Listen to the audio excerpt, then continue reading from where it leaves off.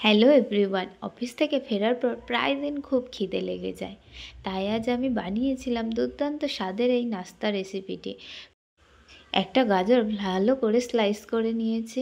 এরপর কিছুটা ময়দা, গাজর, পেঁয়াজ, কাঁচা লঙ্কা, স্বাদ মতো নুন আর একটা ডিম, 1 চামচ হলুদ আর পরিমাণ মতো জল দিয়ে ভালো করে ফেটিয়ে নিয়েছি।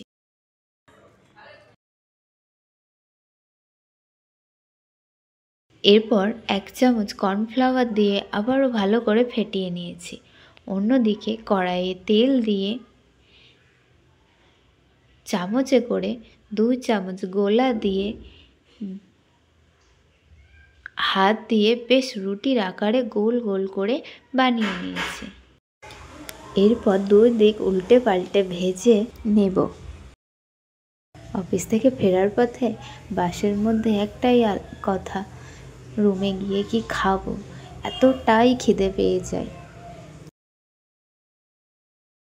এরপর কিছুটা টমেটো সস দিয়ে এভাবে চামচের আগা দিয়ে লাগিয়ে নেব। এবার ভাজ করে নামিয়ে নেব। সো রেডি, চলো খাওয়া শুরু করা যাক।